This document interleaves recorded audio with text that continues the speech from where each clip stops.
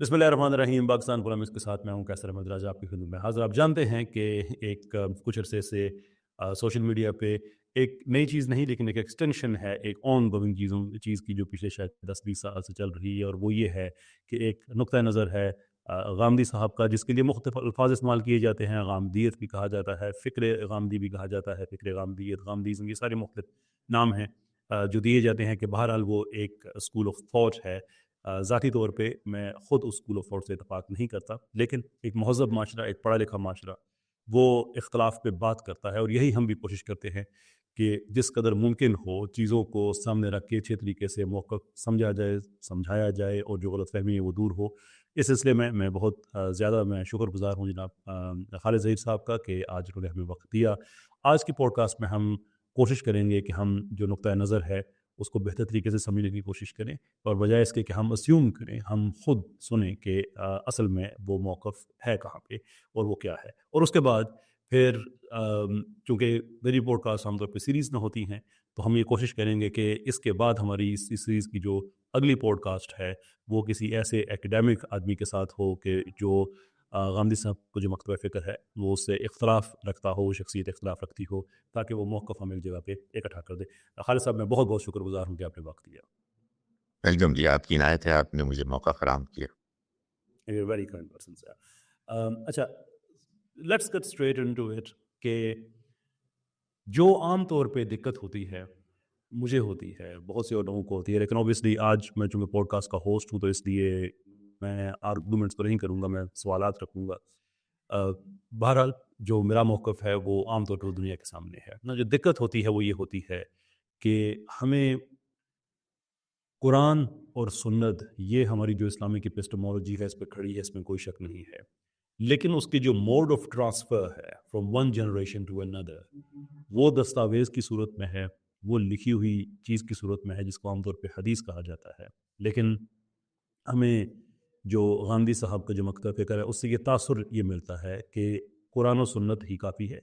حدیث جو ہے وہ ٹھیک ہے اس حد تک کہ اگر اس سے کسی چیز کی وضاحت ہوتی ہو تو وہ ٹھیک ہے, لیکن بہرحال ایسا نہیں ہے کہ اسلام کی سمجھ حدیث کی تشریح کے بغیر ممکن نہ ہو. آپ کا نقطۂ نظر جو ہے وہ اس چیز سے اختلاف رکھتا ہے.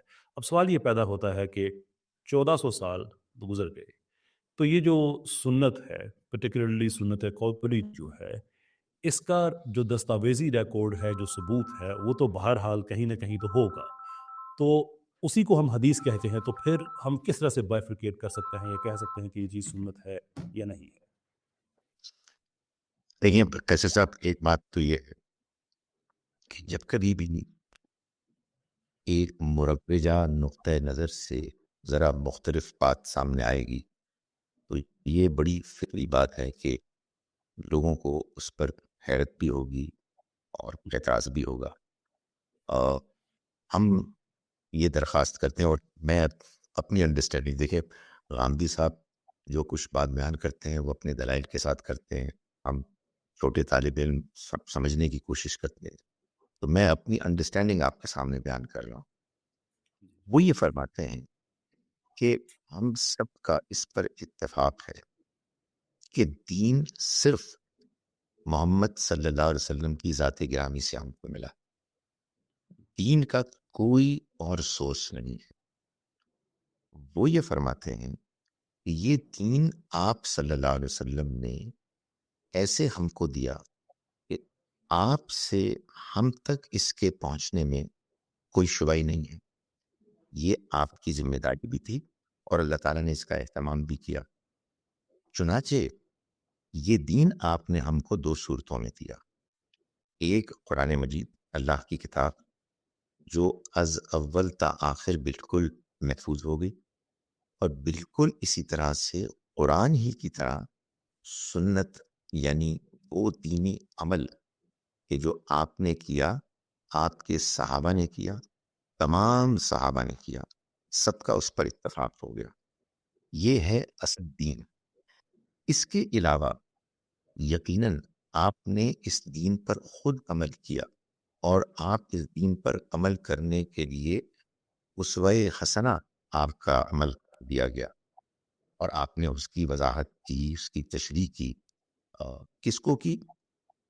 جو موجود تھے, جنہوں نے سوال کیا، کس نے آپ کا وہ عمل دیکھا، آپ کی نماز دیکھی، آپ کا اخلاق دیکھا جو موجود تھے، ان میں سے بعض نے، سب نے نہیں، قرآن سب کے پاس چلا گیا، سنت متواترہ سب کے پاس چلی گئی، لیکن یہ جو حصہ ہے آپ کی زندگی کا کہ جو اس میں کوئی شبہ نہیں کہ بڑی محنت کے ساتھ اور قربانی کے ساتھ صحابہ کرام اور بعد میں تابعین، تبا تابعین اور پھر محدثین نے اس کو جمع کیا، اور ویسے تو پہلی 2 صدیوں میں بھی وہ موجود تھا، لیکن تیسری صدی میں آ کے کتابی شکل انہوں نے اختیار کی۔ یہ ہمارے لیے ایک بڑا قیمتی ریکارڈ ہے، مگر یہ ریکارڈ کیا ہے؟ یہ اصل میں اسی دین کی شرح اور فرع ہے۔ میں ظاہرہ آپ کا تبصرہ چاہوں گا، لیکن میں ایک آخری بات کر رہا ہوں، وہ یہ کہ یہ بات کہ نبی صلی اللہ علیہ وسلم نے جو دین دیا وہ قرآن میں بھی ہے اور سنت میں۔ ظاہر ہے کہ سنت کے لفظ کے استعمال میں اختلاف ہے، لیکن میں سنت کہہ رہا ہوں ان دینی اعمال کو جو نبی صلی اللہ علیہ وسلم نے خود دین کی حیثیت سے کر کے تمام صحابہ کرام نے اس کو ایسے انٹروڈیوس کرایا کہ سب نے ان کو فالو کیا، اور یہ جو طریقہ اختیار کیا گیا، اس کے علاوہ یہ جو تیسرا پروسیس ہے یا تیسرا سورس ہے، یہ سب کے پاس نہیں تھا، سب صحابہ کے پاس بھی نہیں تھا۔ وہ بڑا، یعنی ہم پر احسان کیا ان لوگوں نے جنہوں نے کہ اس کو اکٹھا کر کے آگے بیان کیا، لیکن اس کو ہم پہلی 2 سورسز کے ساتھ کیسے جوڑیں گے، ریلیٹ کریں گے؟ یہ اصل دین قرآن و سنت کا، اس کی شرح ہے، اس کی فرع ہے۔ میں اس کو ایسے سمجھانے کی کوشش کرتا ہوں کہ اس کا فٹ نوٹ ہے۔ تو اس پریزنٹیشن میں کیا مشکل ہے؟ کیا اس پہ اعتراض ہوتا ہے؟ دیکھیے، اعتراض کی وجہ یہ بنتی ہے کہ کچھ چیزیں ایسی ہیں کہ جو تواتر کے ساتھ ہم تک پہنچ سکتی ہیں، اگر تحریر میں نہ بھی ہوں تو پہنچ سکتی ہیں۔ جیسے وہ مسلسل اعمال ہیں، جیسے پنجگانہ نماز ہے، ہر سال کے روزے ہیں، تو ہم دیکھتے ہیں کہ ایئر آفٹر ایئر اس پہ ایک چیز پریکٹس ہو رہی ہے۔ لیکن چونکہ ہم جو اسلامک آرتھوڈاکسی ہے، جو روایتی سمجھ ہے دین کی، وہ یہ فہم رکھتی ہے کہ دین مکمل ضابطۂ حیات ہے۔ اینڈ آئی انڈرسٹینڈ کہ غاندھی صاحب کی فکر سے مختلف ہے، وہ اسے مکمل ضابطہ حیات نہیں سمجھتے، لیکن جب ہم یہ کہتے ہیں مکمل ضابطہ حیات ہے تو اس کا مطلب یہ ہے کہ بہت سے واقعات، انسیڈنٹس ایسے ہوں گے کہ جو تواتر کے ساتھ نہیں کیے گئے، لیکن اگر آج ان سے ملتی جلتی شکل دوبارہ آتی ہے اور ہم سیرت میں اس کا حل ڈھونڈتے ہیں تو تواتر میں تو ہمیں وہ نہیں ملتی ہیں، تو اس کا کوئی ریٹن ریکارڈ تو کہیں ہوگا۔ جیسے مثال کے طور پہ ہم حدیث کی کتابوں میں یہ دیکھتے ہیں کہ ایک وقت ایسا آیا کہ جب کتے بہت زیادہ نقصان کرنے لگے تو کتوں کو مارنے کا حکم آ گیا۔ ابھی ایک اسٹیٹ کی ہمیں سے پتہ چلتا ہے کہ اسٹیٹ کی ایک پازیٹیو اوبلیگیشن ہے کہ انسانی جان کو پریزرو کرنے کے لیے وہ اینیمل کلنگ کر سکتی ہے۔ ساری دنیا میں ہوتی ہے، جس بھی آسٹریلیا نے سینکڑوں ہزاروں کی تعداد میں اونٹوں کو ہیلی کاپٹر سے انہوں نے گولیاں مار کے انہوں نے کل کیا، یعنی کل نہیں، کل کیا ان کو وتھ CULL۔ تو ہمیں اس سے پتہ چلتا ہے کہ ریاست کی ایک یہ مثبت ذمہ داری ہے، پازیٹیو اوبلیگیشن ہے کہ انہوں نے ایسا کام کرنا ہے۔ لیکن یہ ایسا کام تو نہیں ہے کہ جو آپ صلی اللہ علیہ وسلم نے روز کیا ہو، کہ تواتر سے ہم تک پہنچ گیا ہو۔ آج اگر ایک اسلامی ریاست ہے، وہ ایسا کام کرنا چاہتی ہے تو اس کو یہ دستاویز میں بات کہی لکھی ہوئی ملے گی، تو اس کو ہدایت ملے گی کہ ہم نے اس چیز کو کیسے کرنا ہے۔ یہ اس میں ایک اعتراض کہ حدیث کا جو ہے، یعنی کہ وہ چیزیں جو تواتر کے ساتھ نہیں ہے لیکن حدیث کی صورت میں ہم تک پہنچتی ہیں۔ دوسری بات اس میں یہ کہ جب ہم یہ کہتے ہیں کہ یہ سنت قولی ہے تو اس کے اندر عقائد بھی آ جاتے ہیں۔ اب عقائد بھی ایسی چیز نہیں ہے کہ جو تواتر سے ہر روز وہ کیے جاتے ہوں، اس لیے کہ عقائد تو بیسیکلی ایک میٹافزیکل کانسیپٹ ہے کہ قبر میں کیا ہوگا، حشر کے دن کیا ہوگا، and so forth, and very شور کہ قرآن میں بہت سی ایسی باتیں ہیں وہ لکھی بھی ہوئی ہیں، لیکن اس کے باوجود میں نے بھی اپنے ویڈیو میں کئی حوالے دیے تھے کہ بہت سی چیزیں ایسی ہیں جن کا تعلق قطعی طور پہ عقائد سے ہے۔ تو وہ جب احادیث میں لوگوں نے سنی یا سنت قولی کے طور پہ سنی اور اس کو درج کیا اور اس طرح سے وہ عقیدہ ہم تک پہنچا ہے کہ ہمارا جو ایمان ہے، یہ ایسے ہی جو ہمارے اس دنیا میں پہلے کے جو معاملات تھے، پچھلی امتوں کے حوالے سے جو معاملات تھے، وہ سارے کے سارے قرآن میں درج نہیں ہے، لیکن اس میں جو जो हमें एक कंसिस्टेंसी मिलती है वो हमें हदीस की सूरत में मिलती है कि हर वो हुक्म जिसको कुरान ने कतई तौर पे मनसूख नहीं किया, अगर वो पिछली उम्मतों पे था तो वो हम पे भी है एंड सो फोर्थ। ये किस तरह की पिछली और हुक्म कौन कौन सा है, ये तो फिर तो हमें हदीस में मिलता है। तीसरी चीज़ कि जब हम ये कहते हैं कि हदीस की वो कोई दीन की तशरीह जो है वो हदीस के साथ वो नहीं होती, और वन जो जैसे आपने भी फरमाया कि कोई 250-300 साल के बाद ये चीज़ लिखी गई। मैं समझता हूँ ये चीज़ गलतुल-आम है, और गांधी साहब जैसे संजीदा फ़िक्र रखने वाले आदमी को ये अम, ज़ाविया नहीं लेना चाहिए, क्योंकि हकीकत ये है कि हमें पता है, डॉक्यूमेंटेड हिस्ट्री है इस चीज़ की, कि हज़रत अबू हुरैरा रज़ियल्लाहु तआला अन्हु के पास जो लिखी हुई अहादीस हैं उनका बहुत बड़ा ज़ख़ीरा था। हज़रत अब्दुल्लाह बिन अमर के पास उनसे बड़ा ज़ख़ीरा था। नाउ आप ये बात कह सकते हैं कि ये बात आपको कैसे पता चली, तो हम कहेंगे हदीस। तो आप कहेंगे भाई यही तो हम कह रहे हैं कि वो काबिल एतबार चीज़ नहीं है, तो आप उसी को दलील तौर पे क्यों पेश कर रहे हैं। लेकिन हमें ये इस तरह से पता चलता है कि जब फॉर्मली ये किताबें जो हैं, जैसे सही बुखारी है या मुस्लिम जो है, जब ये लिखी गई, तो इसके पीछे जो डेटा इकट्ठा किया गया वो तो उन तवातर रवायात से जो सीना बसीना चलती आई और लोगों ने देखा अपने बाप से, अपने दादा से एंड सो फोर्थ, उनमें ये बातें कंसिस्टेंटली पाई जाती थी कि ये हदीस पहले लिखी हुई होती थी। यानी कि ऐसा नहीं कि अचानक 300 साल के बाद लोगों ने अचानक सोचा कि हदीस लिखना शुरू कर दें, उससे पहले भी था। बल्कि ऐसे भी टाइम है जब अल्लाह के रसूल सल्लल्लाहु अलैहि वसल्लम ने मना कर दिया, फिर इजाज़त भी दे दी। यानी कि ये जो ट्रेडिशन है लिखने का, ये तो बहरहाल जनाब रसूलुल्लाह मौला सल्लल्लाहु अलैहि वसल्लम की अहद तक जाता है। तो फिर उसके बाद हम फिर 1400 साल के बाद अगर एक फ़िक्र लेके आते हैं कि नहीं, बस कुरान और सुन्नत जो तवातर में है वही हमारे लिए काफ़ी है, ये लिखी हुई चीज़ें काफ़ी नहीं हैं, तो ये बड़ी प्रॉब्लमैटिक एक सिचुएशन बन जाती है। नहीं, नहीं, देखिए बात ये है कि कुछ मेरा ख़्याल है समझने में गलतफ़हमी हुई है। ये जो आपने फरमाया ना कि आमदी साहब ये कह रहे हैं कि वो 200 साल के बाद कोई चीज़ सामने आ गई, वो बहुत तफ़सील से इस गलतफ़हमी को दूर करते हैं कि पहली 2 सदियों में हदीस नहीं थी। उन्होंने इसको बाकायदा तफ़सील से, वाक़यात से, दलाइल से बताया कि हदीस पहले दिन से मौजूद है। और ये जो लोग कहते हैं कि ये अचानक कहीं तीसरी सदी में नमूदार हो गई, ये बात गलत है। लेकिन गुजारिश ये है कि जो बात वो कह रहे हैं वो ये है कि एहतमाम के साथ जो नबी सल्लल्लाहु अलैहि वसल्लम ने अल्लाह की तरफ से आपको ज़िम्मेदारी मिली थी दीन के पहुँचाने की, जिसके बारे में अल्लाह ने आपको फरमाया था कि बल्लिग़ मा उन्ज़िला इलैक फ़इन लम तफ़अल फ़मा बल्लग़्ता रिसालता। ये ज़िम्मेदारी आपने पूरी की अ, कुरान को पहुँचा के और सुन्नत को पहुँचा के। सुन्नत वो जो मैं बयान कर रहा हूँ, सुन्नत मुतवातिरा। बकिया जो मवाद हदीस की शक्ल में हमारे पास आया है, उसको हम बड़े एहतराम से और बड़ी अ, गौर व फ़िक्र और तदब्बुर के साथ कुरान और सुन्नत की रोशनी में देखेंगे। हदीस के इस ज़ख़ीरे पे गौर करके ये मालूम होता है कि अगरचे कि इसमें बहुत मेहनत की गई कि ये जो हदीस के जमा करने और मुंतकिल करने का काम है, अपनी तमाम तर उसकी अहमियत और क़द्र व मंज़िलत के बावजूद वो एक इंसानी काम है। इसमें हम ये जानते हैं कि मुहद्दिसीन ने खुद उनकी दर्जाबंदी की कि कौन सी हदीस सही है, कौन सी हदीस हसन है, और उसके मुख्तलिफ कैटेगरीज बनाई। और फिर हदीस के अंदर भी चूंकि इंसानों ने उसको बयान किया है, उसमें इख्तलाफात हैं। हमको बाज़ औक़ात ये नहीं मालूम होता कि उसका सही सियाक सबाक क्या है। गांधी साहब ये कहते हैं कि इस ज़ख़ीरे को, कीमती ज़ख़ीरे को कुरान और सुन्नत की रोशनी में और दूसरी अहादीस की रोशनी में हमें समझना है। उन्होंने तो ये कहा है कि मैं अब कुरान मजीद की का तर्जुमा और शरह लिख कर और मीज़ान की किताब लिखने के बाद अल्लाह ने मुझे जो ज़िंदगी दी है, मैं इस हदीस को समझने में इसको ऑब्ज़र्व कर रहा हूँ।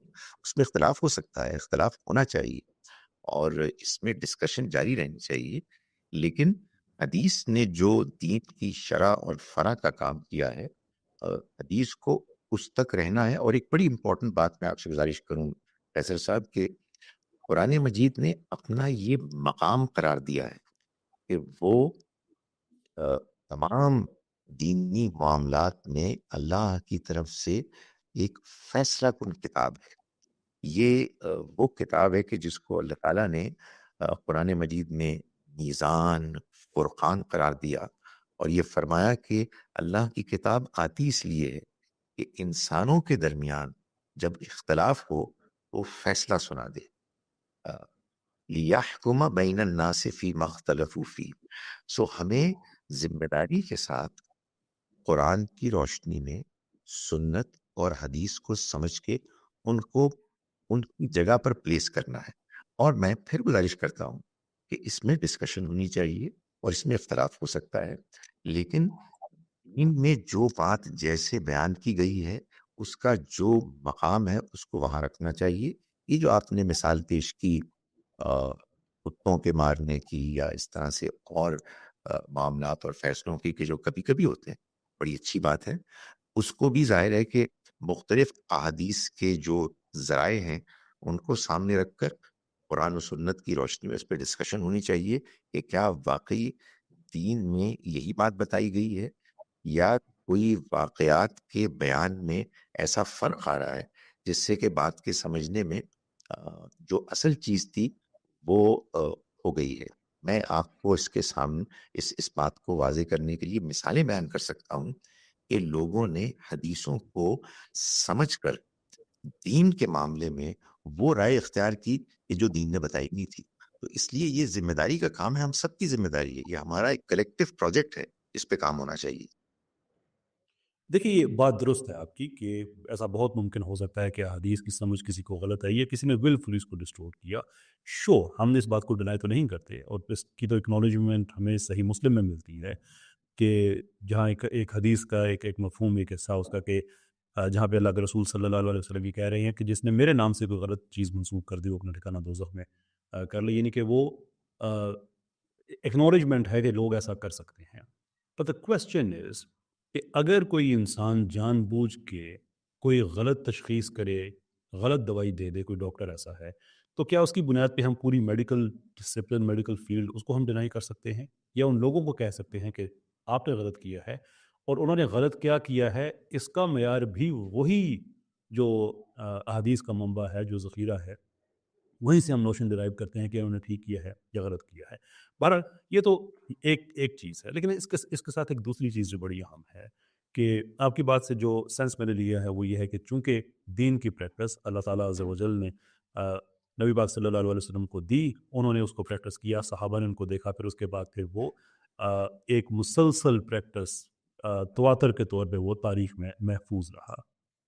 اور حدیث جو ہیں وہ لوگوں نے بعد میں لکھی، لوگوں نے منسوب کی اللہ کے رسول صلی اللہ علیہ وسلم سے، اور ہم یہ دیکھتے ہیں اس میں کون سی چیز قرآن و سنت کے مطابق ٹھیک ہے نہیں ہے. اب یہاں پہ دو پرابلمز آ جاتے ہیں اسٹریٹ وے. نمبر ایک یہ کہ جب ہم یہ کہتے ہیں کہ ہم پھر قرآن و سنت کی روشنی میں، سنت انکلوڈڈ، اس کی روشنی میں دیکھتے ہیں کہ یہ حدیث ہے یا یہ حدیث ٹھیک ہے یا نہیں ہے، تو وہ سنت کا کوئی نہ کوئی تحریری ریکارڈ ہوگا جس کی روشنی میں ہم دیکھیں گے کہ یہ ٹھیک ہے یا نہیں ہے. تو اگر ہم اس کے احاطۂ تحریر میں آنے کو ہی ہم ڈاؤٹ کر رہے ہیں تو پھر ہمیں کیسے پتہ چلے گا کہ سنت میں جو ڈاکومنٹ لکھا ہوا ہے، سنت کے طور پہ جو ڈاکومنٹ لکھا ہوا ہے، یہ معیار ہے دوسرے کا، جبکہ آپ کے نقطۂ نظر سے تو یہ سارے کا سارا ہی ابو دا ڈاؤٹ نہیں ہے. یعنی کہ اس پہ ڈاؤٹ کیا جا سکتا ہے. ہمیں کیسے پتہ چلے گا پھر کہ یہ حدیث سنت سے اتفاق رکھتی ہے نہیں رکھتی؟ دیکھیے ایک ہم سناریو لیتے ہیں، ویری پلازبل سناریو ہے کہ صحابہ نے سرٹن پریکٹسز کی، ان کے بعد تابعین نے ان سے سیکھی، تبع تابعین نے ان سے سیکھی، وہ پھر کسی نئے علاقے میں گئے. اب اس زمانے میں ہر طرح کے لوگ تھے، ایون صحابہ کی جماعت کے اندر بھی تو منافقین گھسے ہوئے تھے. اس کا مطلب یہ ہے کہ ایسے اس مزاج کے لوگ جو ہیں وہ تابعین میں بھی ہو سکتے ہیں، تبع تابعین میں بھی ہو سکتے ہیں. تو اب اگر کوئی آدمی، لکھی ہوئی حدیث کی بات نہیں کر رہے ہیں، ہم ایک سنت پہ مبنی پریکٹس کی بات کر رہے ہیں کہ جو تواتر سے کسی ایسے آدمی کو تک پہنچی کہ جو تبع تابعین کا معاصر تھا. اب وہ جاتا ہے کسی علاقے میں اور بتاتا ہے کہ تم نے نماز ایسے پڑھنی ہے، روزہ ایسے رکھنا ہے، ساری باتیں بتا کے بہت سی غلط باتیں بھی بتا دیتا ہے، کیونکہ وہ آدمی بدنیت ہے، وہ غلط بات بتا رہا ہے.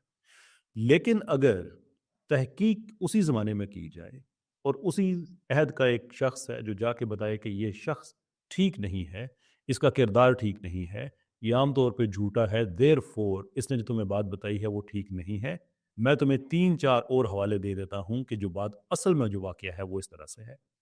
मैं आपसे ये जानना चाहूँगा कि अगर कोई ऐसी ऐसी बात हो, वाक़या ऐसे ही जैसे मैंने बयान किया है, तो क्या उस आदमी की गलती को पॉइंट आउट करके, उसको गलत कह के, कुछ गलत किया जा रहा होगा या ये ठीक प्रैक्टिस होगी? नहीं, नहीं, ये बिल्कुल ठीक प्रैक्टिस होगी। इसमें तो ज़ाहिर है कि यही देखा जाएगा। एक आदमी है, वो बेचारा देख रहा है कि दीन के नाम पे कुछ लोगों ने कुछ बातें की हैं, दूसरे लोग ये बता रहे हैं कि वो बात दुरुस्त नहीं है। उसकी ये ज़िम्मेदारी होगी कि वो अपनी इम्कानी हद तक जितना जान सकता है कि सही बात क्या है, किसकी बात ज़्यादा रिलायबल है, उसको तलाश करेगा, उसके मुताबिक फ़ैसला करेगा। मैं आपसे जो आपने पहली बात बयान फरमाई, मैं उसमें ये गुज़ारिश करूँ कि ग़ामी साहब से किसी ने ये पूछा कि ये रफ़ा दैन पर इतनी अहादीस क्यों आई हैं? तो उनका ये जवाब है, और जवाब से ज़ाहिर है उन पे बिल्कुल इख्तिलाफ़ किया जा सकता है। उन्होंने कहा जी कि बात ये है कि नबी सल्लल्लाहु अलैहि वसल्लम ने जो नमाज़ पढ़ी, उस पर अगर किसी ने कोई बात बयान कर दी, उसकी मेहरबानी है, लेकिन वो तो सुन्नत से जारी है। नमाज के अंदर एक हिस्सा वो है कि जो इख्तियारी है, जो नबी सल्लल्लाहु अलैहि वसल्लम ने कभी किया, कभी नहीं किया। ये जो इख्तियारी हिस्सा है, इसको लोगों ने बयान किया, इसलिए कि ये मंजर आम पर नहीं आ रहा था। नमाज तो सच्ची बात यह है कि तमाम मुसलमान ही अपने बड़ों को देखकर पढ़ते हैं, वहीं से सीखते हैं, किताब से नहीं सीखते। किताब में नमाज का जिक्र आया है इसलिए कि नबी सल्लल्लाहु अलैहि वसल्लम ने नमाज पढ़ी है, और हदीस नबी सल्लल्लाहु अलैहि वसल्लम की ज़िंदगी का रिकॉर्ड है। उसमें जहाँ और वाक़यात हैं, वहाँ नमाज का भी ज़िक्र है। लेकिन नमाज इस उम्मत में जारी अहादीस के ज़रिए से नहीं हुई है। वो तो एक अमल है कि जिसको इख्तियार किया गया है, और वो अमल अगरचे कि हम ये मानते हैं कि पहली 2 सदियों में भी मौजूद था, लेकिन बाद में जाके उसको बाकायदा किताबी शक्ल दे दी गई है, और हम उससे भरपूर इस्तिफ़ादा करेंगे। यानी उसको किसी तरह भी डिस्क्रेडिट करना या उसकी वैल्यू को कम करना मकसूद नहीं है, उसको सही जगह प्लेस करना मकसूद है, और इसमें भी डिबेट हो सकती ठीक है। हम अभी आते हैं ये जो नमाज़ पे आपने जो ये बात कही कि एक तवातुर के ज़रिए हम तक पहुँची है। लेकिन उससे पहले जो हम बात कर रहे थे कि किसी आदमी का अ, उसको ठीक किया जा स उसने अगर गलत कहा है तो उसको ठीक किया जा सकता है। तो फिर लाज़मी बात है कि अगर ये असूल तय हो गया है कि किसी गलत आदमी की गलत बात को पॉइंट आउट करके ठीक बात पहुँचाई जा सकती है, तो फिर ये ज़ाब्ता, ये असूल आप दायरा तहरीर के अंदर भी लेके आ सकते हैं। देयरफॉर ये जो एतराज़ है कि मुहद्दिसीन ने इसीलिए कैटेगरीज़ बनाई हैं कि ये सही हदीस है और ये हसन दर्जे की है और ये इसके रावी सिक़ा हैं या नहीं हैं या ज़ईफ़ एंड सो फ़ॉर्थ, ये सारी बातें। तो हम तो खुद इस चीज़ को एक्नॉलेज कर रहे हैं कि अगर किसी वजह से भी, किसी गलतफ़हमी की बुनियाद पर, किसी बददयानती की बुनियाद पर अगर कोई आदमी even practically in the domain of तवातर अगर वो गलत चीज़ पहुँच जाता है तो ठीक उसको भी किया जाएगा। तो अगर तहरीर में हम यही काम करते हैं, तो फिर ये गलत तो नहीं है? है। नहीं, बिल्कुल ठीक है। तहरीर में आप ये काम कीजिए, एक जानिब वो तहरीर होगी, और दूसरी जानिब वो तवातुर की दलील होगी, और इस पे गुफ्तगू, और ज़ाहिर है कि गुफ्तगू में फिर मुख्तलिफ पहलू सामने आएंगे। जो हम बात करें ना हदीस की, इसमें मैं आपसे गुजारिश करूं कि जो मुश्किलात होती हैं वो ये होती हैं कि एक ही वाक़या होता है, और वो दो बिल्कुल मुख्तलिफ अंदाज में समझकर आगे मुंतकिल किया गया होता है, और दोनों ही ज़राए बड़े मोतबर होते हैं। मैं आपसे एक मिसाल के तौर पर पेश करता हूँ। एक बात आज तक बयान की जा रही है कि उमर रज़ी अल्लाह अन्हु ने फरमाया कि जो शख्स फौत होता है और उसके बाद उसके ऊपर रोने वाले रोते हैं, तो उस पर उसको तकलीफ होती है। आयशा रज़ी अल्लाह अन्हा की इस पर तनकीद मौजूद है कि ये नहीं हो सकता, इसलिए कि अल्लाह ताला ने फरमाया कि ला तज़िरु वाज़िरतुन विज़रा उख़रा, कोई बोझ उठाने वाला کسی دوسرے کا بوجھ نہیں اٹھائے گا. اصل میں ہوا یہ تھا کہ ایک یہودی خاتون کا انتقال ہوا اور اس کا جنازہ جا رہا تھا اور ادھر پیچھے رونے والیاں رو رہی تھیں. تو نبی صلی اللہ علیہ وسلم نے فرمایا کہ یہ رونے والیاں رو رہی ہیں اور وہاں اس پر عذاب ہو رہا ہے. لوگوں نے دونوں کو ایک ساتھ مکس اپ کر لیا. اب آگے چل کے یہ بات جب عمر رضی اللہ عنہ کے حوالے سے بیان کی جائے گی تو ظاہر ہے کہ ایک ایسی بات رائج ہو جائے گی جو قیصر صاحب بڑی ایک اہم بات ہے، وہ دین کی بات ہی نہیں. تو اس لیے دین کی اس سورس میں کہ جس کو ہم حدیث کہتے ہیں، یہ کام جاری رہنا چاہیے کہ جو بات بیان کی گئی ہے وہ جہاں یہ دیکھیں گے کہ ان کے راوی کون ہیں، وہ صحیح ہے یا حسن ہے یا ضعیف ہے، یہ بھی دیکھا جائے گا کہ اس کا سیاق سباق کیا ہے، اور سب سے بڑھ کر یہ دیکھا جائے گا کہ قرآن و سنت کی روشنی میں اس کی کیا حیثیت بنتی ہے، اس کو کہاں پلیس کیا جائے. اس کی بیسیوں مثالیں ہیں. اچھا دیکھیے، یہاں سے نا ایکچولی جو آپ نے اگزامپل دی ہے، یہاں سے ہمیں حدیث کی جو پاور ہے وہ ہمیں پتہ چلتی ہے کہ اگر یہ باتیں لکھی ہوئی نہ ہوتی اور محدثین اس کو ویریفائی نہ کرتے کہ یہ بات کس نے کہی ہے اور یہ تواتر کے طور پہ مسلمانوں میں مشہور ہو جاتی، تو بہت ممکن ہے کہ لوگ اسے قول رسول صلی اللہ علیہ وسلم سمجھ رہے ہوتے. تو حدیث تو بنیادی طور پہ ان ساری چیزوں کو کان چھانٹ کرتی ہے. یہی وجہ ہے کہ جو شروع کے لوگ تھے انہوں نے اس زمانے کے سارے واقعات کو کوڈیفائی کیا، جیسے تبری کی مثال کے طور پہ، کہ انہوں نے کوئی کنکلوژن نہیں دی کہ جو میں کہہ رہا ہوں یہ ٹھیک کہہ رہا ہوں، میں آپ سے یہ کہہ رہا ہوں کہ میں نے اکٹھا کر دیا ہے. پھر اس کے بعد آگے ویریفیکیشن کا پروسیس چلتا ہے. چلتے چلتے ان محققین کی تھرڈ جنریشن تک ہمیں چیزیں کلیئر پتہ چل جاتی ہیں کہ ہماری تاریخ کے اندر یہ واقعہ ٹھیک ہے، یہ واقعہ ٹھیک نہیں ہے. ایٹ دا سیم ٹائم ہمیں پتہ ہے کہ جو احادیث ہیں ان میں صحیح کون سی ہیں، ان کی اگر روایت میں کہیں کوئی پرابلم ہے تو اس کے اندر ضعیف کون سی ہیں. اور ہمیں پتہ ہے کہ جو من گھڑت واقعات ہیں، ٹوٹل من گھڑت واقعات جو ہیں، موضوعات، یعنی کہ وہ سارے کے سارے علیحدہ کر دیے گئے. تو یہ چونکہ یہ صاحبان تحریر کی ایک محنت تھی اور انہوں نے ایک پروسیس پورے کا پورا انووک کیا جس کی روشنی میں انہوں نے ساری چیزیں ترتیب دیں، تو یہ تو میرے خیال میں حدیث کے حق میں یہ دلیل جاتی ہے. دوسری بات ایک بڑی اہم ہے، اور مجھے تھوڑی سی مایوسی بھی ہے، میں یہ کہنا چاہوں گا غامدی صاحب کے حوالے سے، کہ دیکھیں ایک عام مسلمان جب حدیث کا ذکر کرتا ہے تو وہ عام زبان میں اس سے مراد قول رسول صلی اللہ علیہ وسلم لیتا ہے. لیکن علماء اور اسکالرز ان کو پتہ ہے کہ حدیث مرفوع کیا ہوتی ہے اور کوئی بھی تاریخی واقعہ اس کے علاوہ جو کسی نے کہا وہ کیا ہوتا ہے. تو ہم تو یہ کہتے ہیں کہ جناب رسالت مآب صلی اللہ علیہ وسلم نے جو بات کہی ہے وہ ہمارے لیے حکم کا درجہ رکھتی ہے. نہ یہ بہت ممکن ہے کہ کچھ واقعات اس زمانے کے ایسے ہوں جن کا تعلق اس زمانے کے حساب سے ہی ہو، اور اس کے بعد قرآن میں آیات آئی ہیں جس سے پرانے حکم منسوخ ہوئے، ان میں وہ احکام بھی منسوخ ہو گئے ہوں. یہ بالکل ہو سکتا ہے. لیکن جب ہم یہ کہتے ہیں کہ یہ حدیث مرفوع ہے اور اس سے شریعت ہم وضاحت طریقے زیادہ وضاحت سے ہم تک پہنچ رہی ہے، تو حدیث مرفوع کو ایک عام حدیث، یعنی کہ ایک نریشن کے کسی نے یہ بات کہی، اس کے ساتھ مکس کر دینا، مجھے مایوسی اس چیز کی ہے کہ غامدی صاحب جس لیول کے محقق ہیں اور وہ پڑھے لکھے آدمی ہیں، ان کو اس چیز کی بائفرکیٹ ان کو کرنا چاہیے کہ دیکھیں بھائی، ہم جب بات کرتے ہیں سنت کی تو سنت قولی کے اندر بھی آ جاتی ہے، اینڈ دیٹ از حدیث مرفوع. جب یہ بات کرتے ہیں کہ تاریخ میں کس نے کیا کہا، تو ہم یہ نہیں کہتے کہ یہ ساری کی ساری باتیں ہمارے دین کا حصہ ہیں. اینڈ دیٹس آلسو ٹرو، اس لیے کہ جو بخاری ہے، مسلم ہے، یہ بخاری بہرحال ایک جامع ہے. اس کا مطلب یہ ہے کہ یہ صرف احکام کی کتاب نہیں ہے، اس کے اندر احکام ہے لیکن اس کے اندر تاریخ بھی ہے. اس کے اندر ایسے ایسے واقعات بھی لکھے ہوئے ہیں کہ جو اس زمانے میں ہوتے تھے. بہت لمبا عرصہ تک صحابہ وہ پریکٹسز کرتے رہے جب تک ان کی حرمت کے احکام نہیں ہے، جس میں مثال کے طور پہ شراب کا پینا ہے یا اور ایسی بہت سی چیزیں ہیں. تو وہ لکھی ہوئی ہیں جس سے جنہیں ہم پڑھتے ہیں تو ہمیں وہ ماحول سمجھ آتا ہے کہ کس ماحول میں دین نازل ہوا.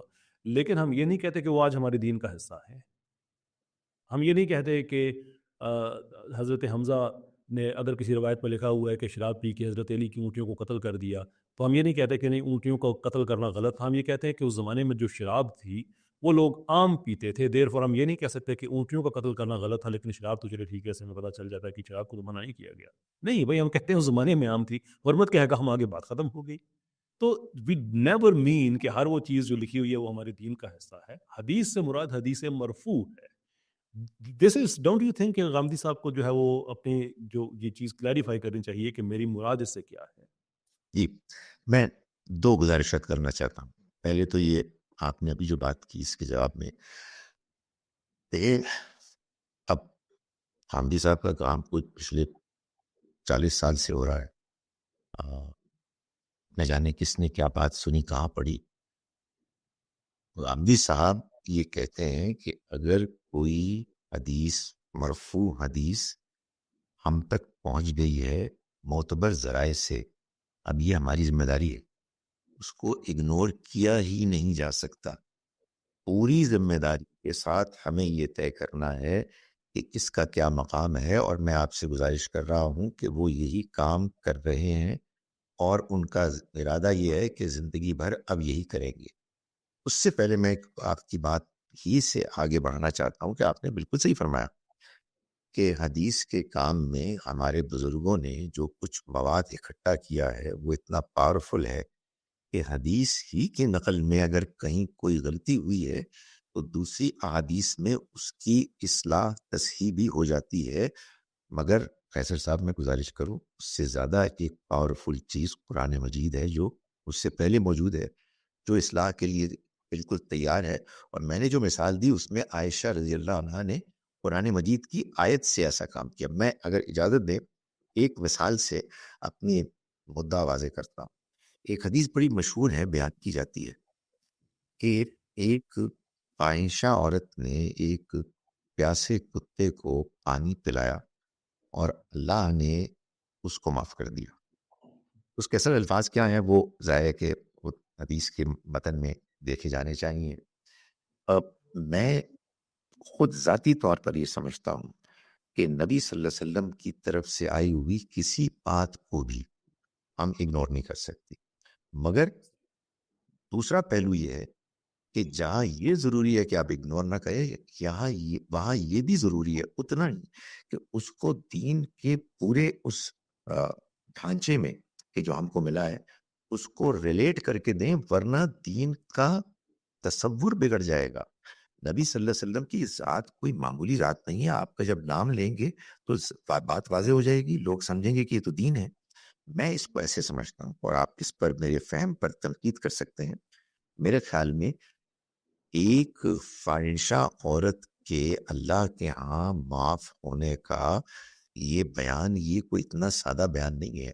قرآن مجید نے 3 بڑے گناہوں پر جہنم کی ہمیشگی کی سزا کا فیصلہ سنایا ہے. میں اس حدیث کو مانتا ہوں.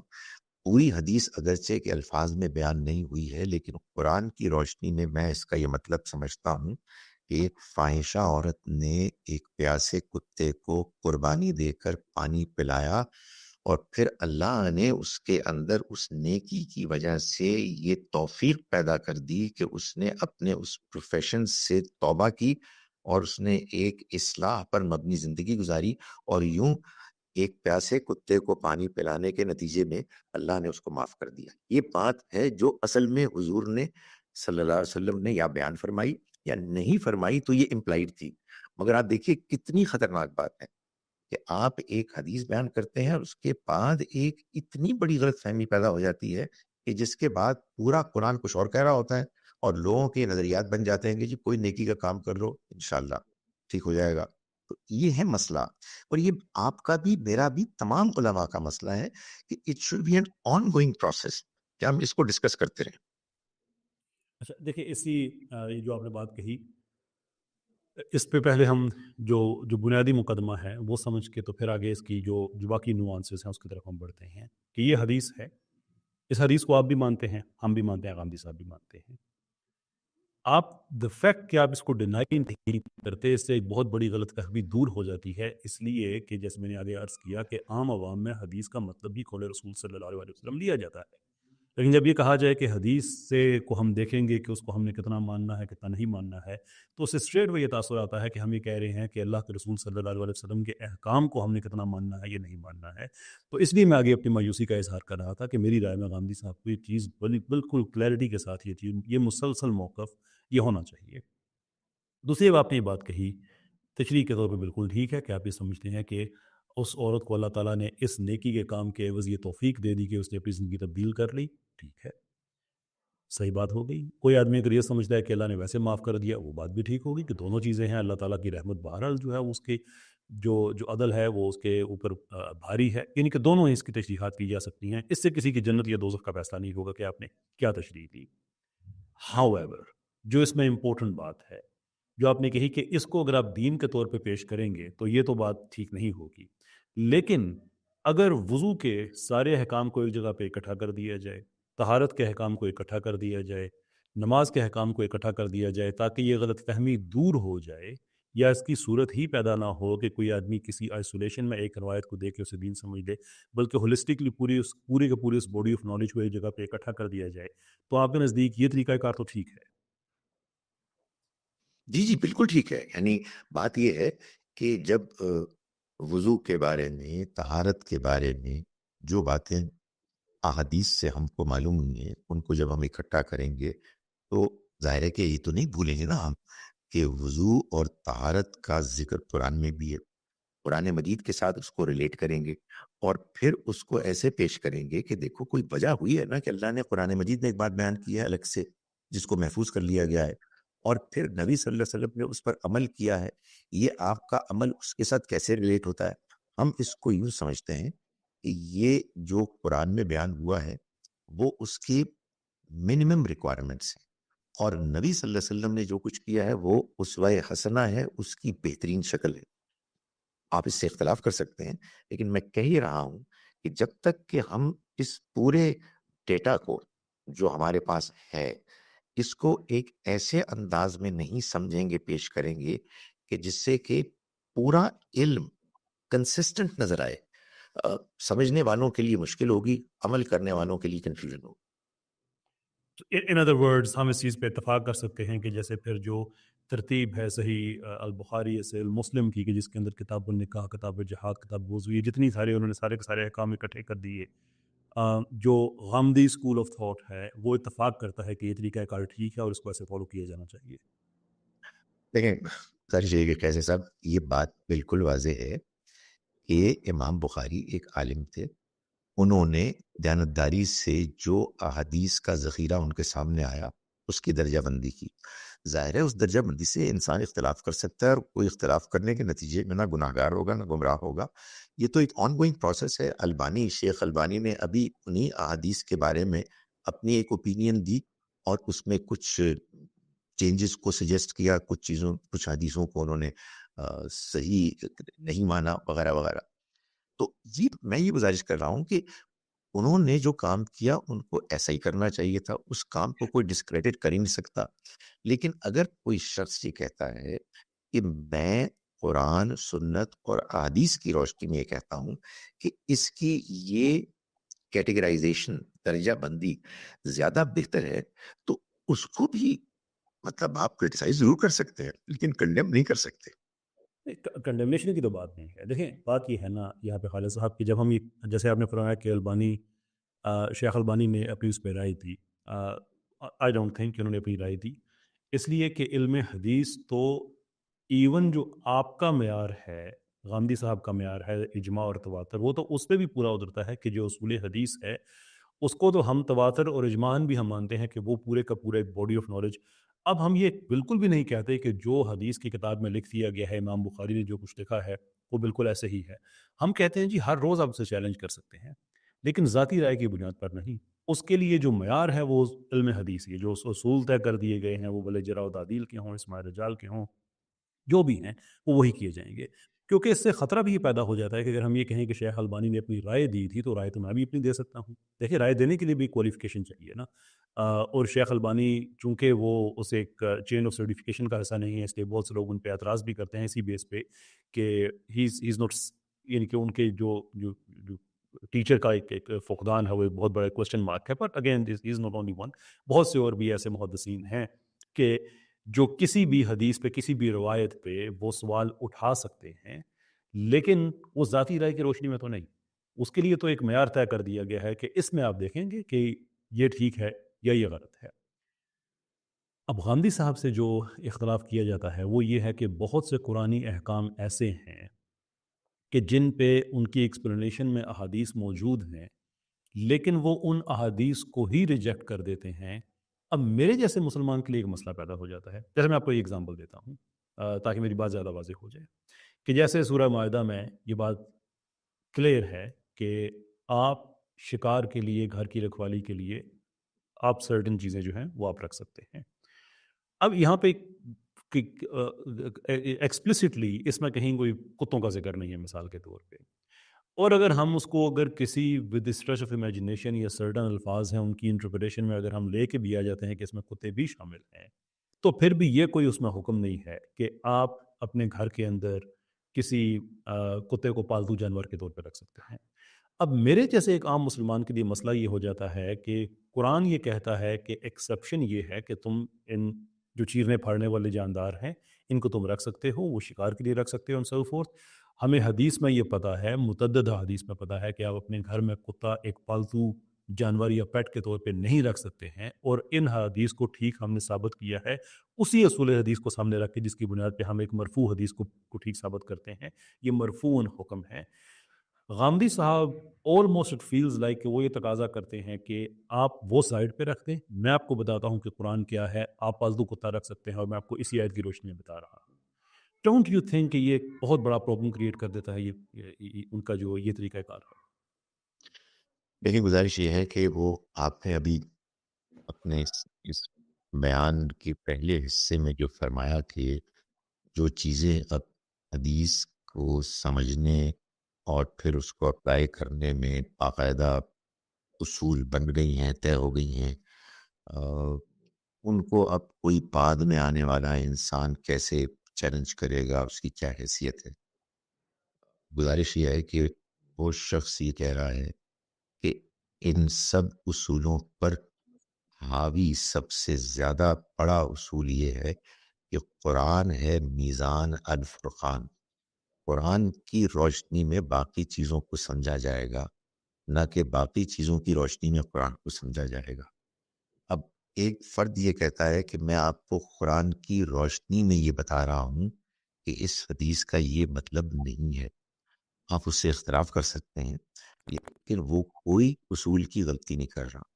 वो तो असल में याद करा रहा है हमको कि ये किताब है जो अल फुरक़ान है, ये इसीलिए महफूज़ की गई है।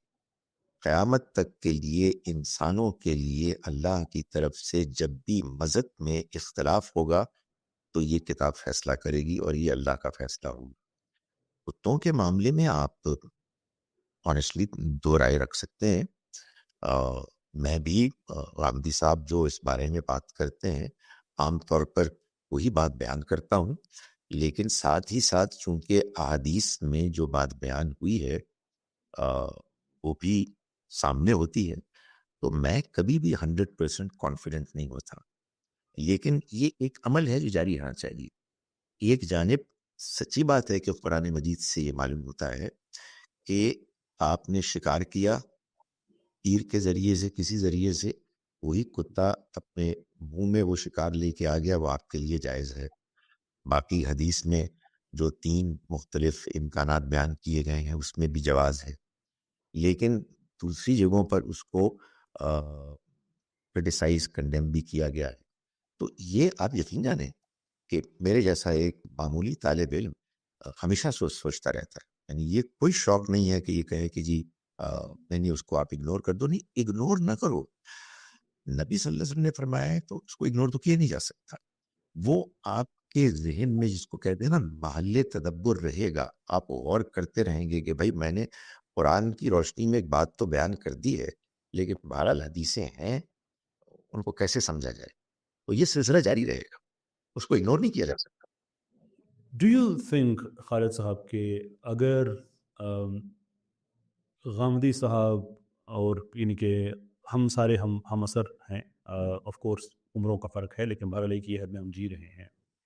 अगर यही सवाल गांधी साहब से अम, आज से 600 साल पहले अगर हम उस ज़माने में सारे ज़िंदा होते, ये सवाल किया जाता या 800 साल पहले किया जाता, मुझे यकीन है कि गांधी साहब का जवाब यही होता कि आप घर में पालतू कुत्ता नहीं रख सकते हैं।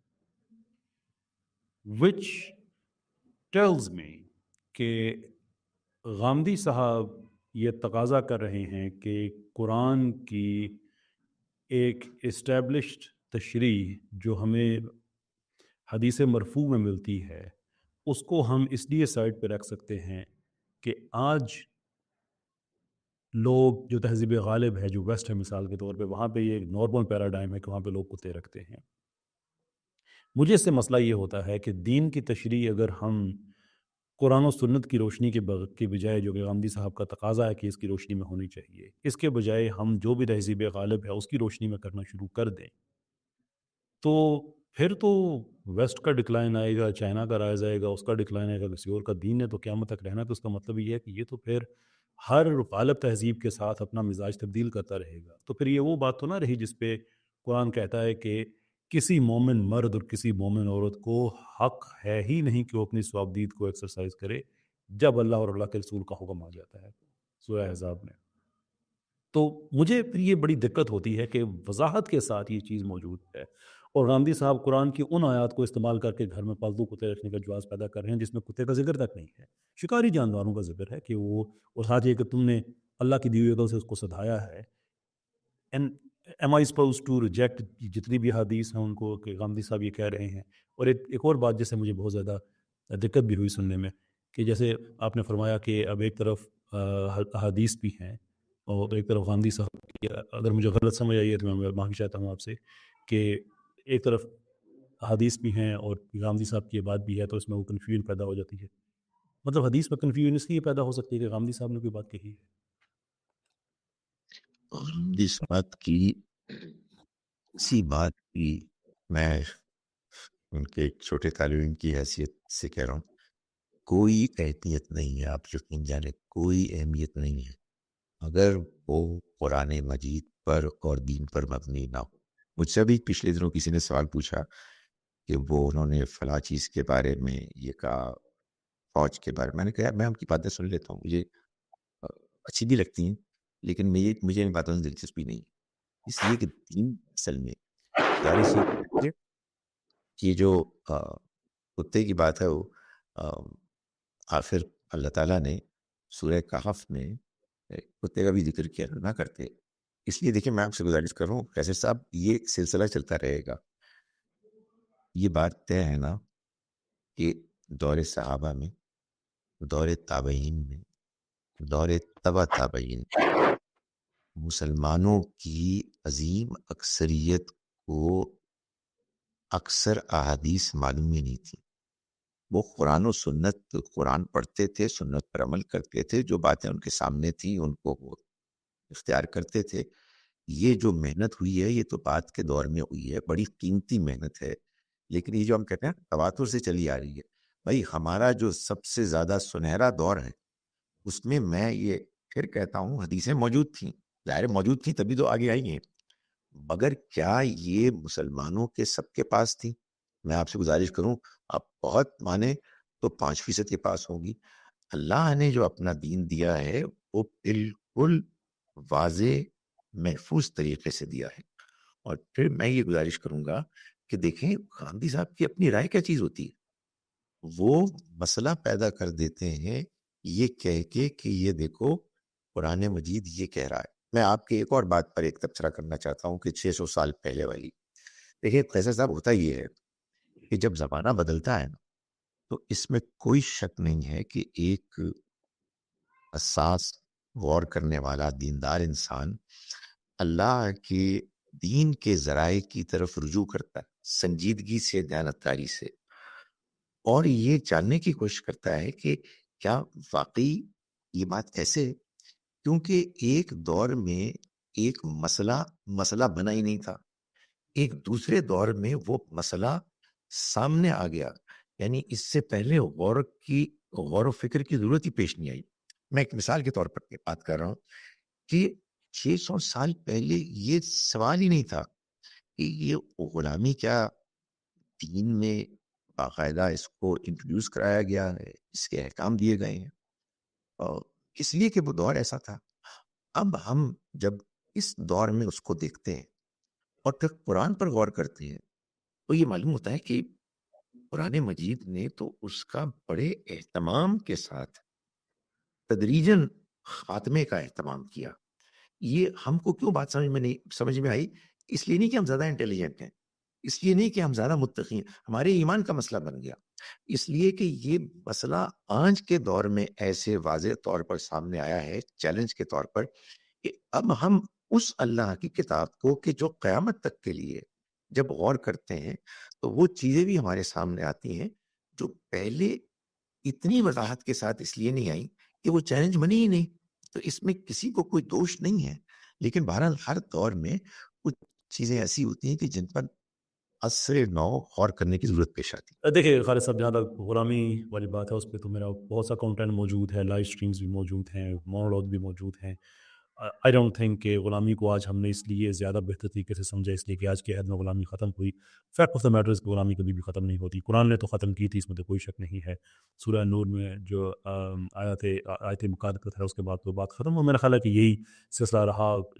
کئی واقعات ہیں ہمارے پاس خلفائے راشدین کے کہ جب لوگوں نے اپنی جو ہے وہ معاملات ختم کیے اس طرح سے، اس کے بعد بھی صدیوں تک پریکٹس جاری رہی۔ سو آئی تھنک ان دیٹ اس کو ہم اس طرح سے ہم یوز نہیں کر سکتے نا کہ اگر زمانہ بدل گیا تو ہم یہ دیکھیں کہ ہمارا دین جو ہے اس کے ساتھ آپٹمائز کر سکتا ہے یا نہیں کر سکتا۔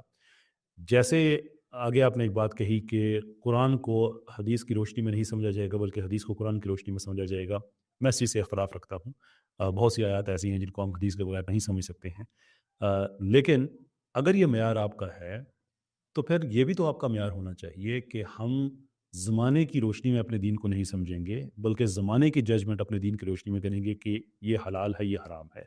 کل زمانہ جو ہے اگر وہ ایسی ایکسپلسٹ پریکٹسز شروع کر دیتا ہے جو کہ قرآن و سنت میں قطعی طور پہ حرام قرار دی گئی ہیں، یا اگر کہیں پہ قرآن میں نہیں لیکن سنت میں ہمیں پتہ ہے کہ وہ حرام ہیں، تو کیا محض زمانے کو دیکھ کے ہم اس کو چینج کرتے رہیں گے؟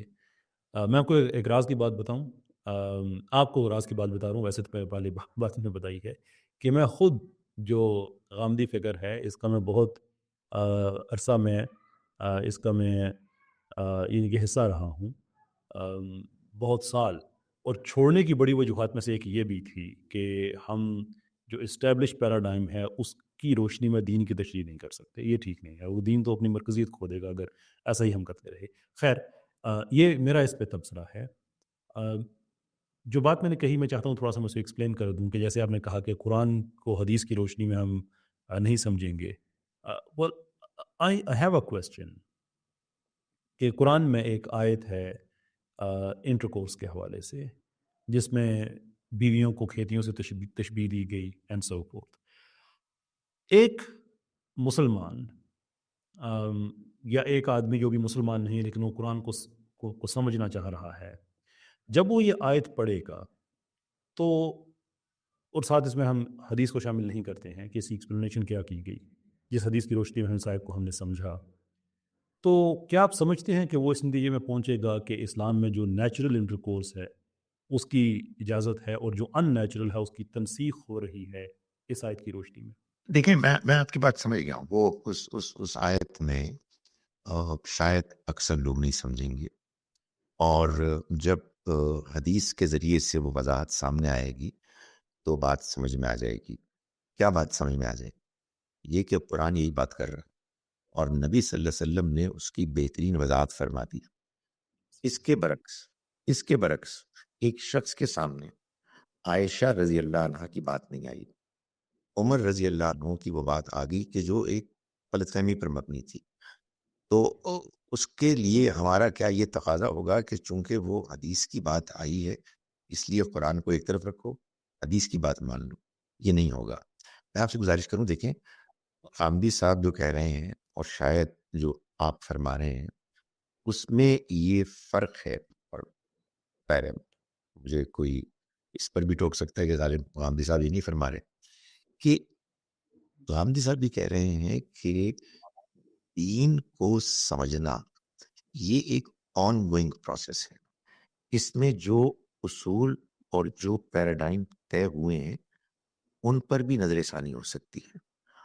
ان کا یہ خیال ہے کہ یہ جو علامہ اقبال نے ایک ٹائٹل اپنی کتاب کا رکھا، reconstruction of religious thought in Islam, یہ اصل میں ان کا کنسرن تھا کہ ہمارے ہاں جس طرح سے بعض چیزیں سمجھی گئیں یا ان کے سمجھنے کے اصول طے کیے گئے ان پر بھی ڈسکشن ہونی چاہیے، اور یہ طے ہونا چاہیے کہ اصل چیز کیا ہے۔ اصل چیز 3 چیزیں: قرآن، سنت اور حدیث۔ ان تینوں کو بھی صحیح طرح سے پلیس ہونا چاہیے، اور اس میں یہ جو آپ نے پروسیس شروع کیا ہے یہ میں سمجھتا ہوں بڑا قیمتی پروسیس ہے۔ اس پہ ڈسکشن ڈیبیٹ جاری رہنی چاہیے۔ میں بھی ایک وہ آپ نے فرمایا نا، ایک تبصرہ کیا آپ نے، ایک تبصرہ میں بھی کرنا چاہتا ہوں، وہ یہ ہے کہ یہ آپ مشہور آدمی ہے، میں تو ایک بالکل ان نون سا آدمی ہوں۔ ہمارے یہاں بہت سارے لوگ جو ہے نا، یہ اس طرح کی ڈسکشن کو آپ یقین جانے ایسی لیتے ہیں جیسے وہ کرکٹ میچ نہیں ہوتا، اس نے بال کرائی کہ اس نے چھکا مارا اور اس نے گولی کرا دی اور وہ بولڈ ہو گیا۔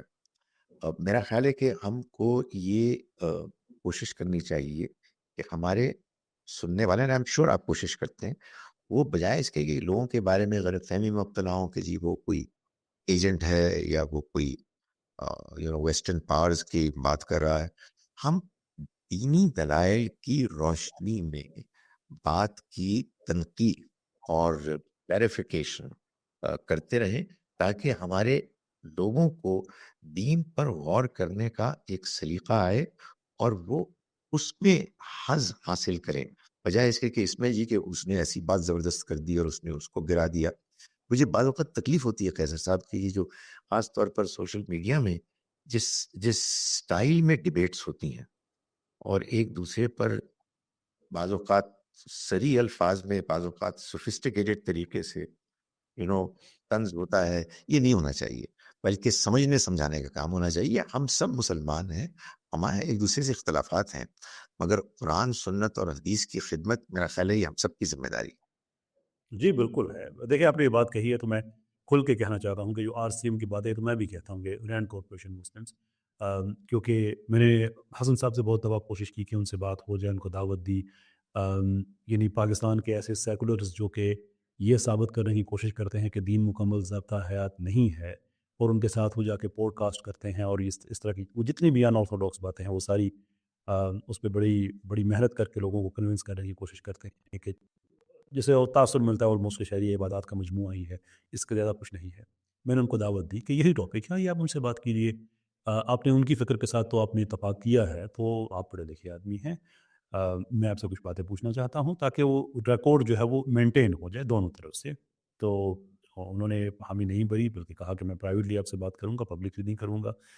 اس کے علاوہ پھر جتنے بھی یعنی کہ پاکستان کے اندر سیکولر لوگ ہیں جو اسلام کے کسی بھی نظام کو سرے سے ایکسیپٹ ہی نہیں کرتے سوائے عبادات کے نظام کو، وہ ان کے ساتھ بیٹھ کے جب ایسی باتیں کرتے ہیں اور کبھی بھی اپنے آئیڈیاز کو پبلکلی ڈیفینڈ نہیں کرتے، تو اس سے پھر ہم ایک نیچرل بات ہے کہ جو رینڈ کارپوریشن نے 4 طرح کے مسلمان آئیڈینٹیفائی کیے تھے، اس میں ایک ٹائپ لکھی ہے کہ ہمیں ایسے لوگ چاہیے۔ تو بجائے اس کے کہ میں اس پہ کوئی غیبت کروں یا کچھ ایسا کوئی پرائیویٹ محفلوں میں ان کے بارے میں ایسی بات کہوں، یا کہیں ایسے جا کے کوشش کروں کہ جہاں سے ان کو کوئی نقصان پہنچتا ہو، یعنی کہ مثال کے طور پہ اداروں میں جا کے بات کروں یا کوئی ایسی بات، میں پبلکلی کہتا ہوں کہ look to me it looks like جو رینڈ کارپوریشن مسلمز، کوئی ربڈر میں یوز کرتا ہوں کہ جو رینڈ کارپوریشن نے بتایا تھے کہ ہمیں اس طرح کے مسلمان چاہیے اپنے لیے، یہ اس ڈسکرپشن پہ پورے اترتے ہیں۔ اگر میں غلط کہتا ہوں تو میں معذرت کر کے میں اپنے الفاظ واپس لینے کو تیار ہوں۔ all it takes is that I am proven wrong، کہ وہ مجھے غلط ثابت کر دیے کہ جو کچھ لکھا ہوا ہے وہ ہمیں عمل میں نہیں مل رہا، تو وہ میری جو تنقید ہے وہ اس بیس پہ رہتی ہے، اور وہ پبلک ریکارڈ کا چونکہ حصہ ہے، اس لیے میں سمجھتا ہوں کہ بہتر چیز ہے کہ آپ بات کو آپ وہ کھول کے رکھیں اس پہ۔ اچھا، اب وقت آپ کے پاس کم ہے، جتنا آپ نے عنایت کیا تھا بالکل اس کے ہم اینڈ پہ آ گئے ہیں۔ اس پہ میں زیادہ بات کرنا چاہتا تھا، لیکن شاید پھر کبھی موقع ملا تو ہم زیادہ کریں گے۔ آج اس آخری حصے میں جو ڈسکس کرنا چاہتا ہوں کہ اجماع اور تواتر کی بات یہ بار بار کی جاتی ہے غامدی صاحب کی فکر کی طرف سے کہ بھئی جو اجماع اور تواتر میں جو چیز ہے ہم تو بس اسی کو ہی مانیں گے۔ مائی پرابلم از کہ حسن الیاس صاحب، غامدی صاحب، آپ کے منہ سے میں نے سنا نہیں ہے لیکن میں ازیوم کر رہا ہوں کہ شاید آپ کا بھی یہی موقف ہوگا کہ پچھلے 100 سال میں جو فراہی اسکول آف تھاٹ ہے اس کو لے کر چلے گئے، جس میں شاید کچھ دیر علامہ اقبال نے بھی اپنا اس میں انہوں نے حصہ ڈالا، اس کے بعد इस्लाही साहब हैं, फिर गांधी साहब उस मशल को आगे लेके चले। देखिए इसमें अब कतई नज़र इस बात के कि मैं इस बात पे कन्विंस्ड हूँ कि गांधी साहब की फ़िक्र और फ़राही साहब की फ़िक्र में बहुत ज़्यादा फ़र्क है। बहुत ही ज़्यादा फ़र्क है। वो तो ख़ैर चले और एक जनरेशन पीछे चले जाते हैं। इस्लाही साहब और गांधी साहब की सोच में बहुत फ़र्क है। तो मैं नहीं समझता कि ये फ़राही स्कूल ऑफ थॉट है जिसको गांधी साहब लेके चल रहे हैं। लेकिन इस चीज़ को चूँकि वक़्त हमारे पास कम है, इसको हम साइड पे रख के मान लेते हैं कि उनका वही स्कूल ऑफ थॉट है। द प्रॉब्लम देन इज़ कि अगर एक 100 साल में एक नया स्कूल ऑफ थॉट सामने आता है और गांधी साहब ये कहते हैं कि मैं पुराने सारे स्तूनों को गिरा के एक नई इमारत खड़ी कर रहा हूँ, तो ये इजमा और तवातर के तो खिलाफ ही जाके किया जा सकता है ना। अगर इजमा और तवातर मयार है तो फिर एक नई सोच की गुंजाइश कहाँ से पैदा हो जाती है। ये नई सोच किस चीज़ के खिलाफ है अगर ये इजमा और तवातर के खिलाफ नहीं तो। आपको एक इसके अंदर एक ऑक्सीमोरोनिक स्टेटमेंट या पैराडॉक्सिकल स्टेटमेंट नज़र नहीं आती है? देखिए अब मुश्किल ये हो गई है कि वक्त कम है। अब मैं अगर एक आखिरी स्टेटमेंट दूंगा तो जाहिर है कि वो स्टेटमेंट ऐसी होगी जिस पे आप स्टेटमेंट देना चाहेंगे, लेकिन मुझे एक छोटी सी स्टेटमेंट देने फिर दें। आगे से काउंटर भी करना है मैंने जी। ओके, गुजारिश ये है कि मैं आपके सामने अभी एक दावा है, जाहिर है कि इसमें बड़ी डिस्कशन हो सकती है। 5 नाम रखता हूँ। इमाम शाफ़ी, इमाम अहमद इब्न हम्बल, इमाम राज़ी, इमाम इब्न हज़म और इमाम इब्न तैमिया। इन सब बुज़ुर्गों का ये ख़्याल है कि इजमा नामी चीज़ सिवाय कुरान सुन्नत के कुछ है ही नहीं। ये ऐसा इस्म है जिसका कोई मुसम्मा ही नहीं है। तो इस पे फिर बहस इंशाअल्लाह जारी रखेंगे। चले ठीक है, मैं इस पे एक्चुअली इस पे अब बहस ज़्यादा खुल जाएगी इसलिए कि इजमा और तवातर का जो बात है ये तो ज़्यादा गांधी साहब के से जो हम फिक्र लोग हैं वो करते हैं। लेकिन अगर हम गुफ्तगू को इस मुकाम पे ख़त्म कर रहे हैं कि इजमा असल में कोई चीज़ है ही नहीं और ऑफ कोर्स आपने रेफरेंसेस दिए क्लासिकल और कुरान और सुन्नत के अलावा, तो इस पे अब आगे जो है वो गुफ्तगू मज़ीद जो है वो अब बढ़ेगी and then we will see कि मुझे जो दूसरी मैं पॉडकास्ट करूँगा उसमें भी मैं सवाल रखूँगा और जहाँ से वो सवाल आता है फिर मैं आपकी खिदमत में पेश कर दूँगा। बहुत मुमकिन है कि आपको दोबारा से हम ज़हमत दें। इंशाल्लाह अंटिल दैट टाइम सर मैं बहुत-बहुत आपका शुक्रिया अदा करता हूँ। आपने वक़्त अपना मौक़िफ़ बयान किया। बहुत-बहुत शुक्रिया आपका। अस्सलाम वालेकुम व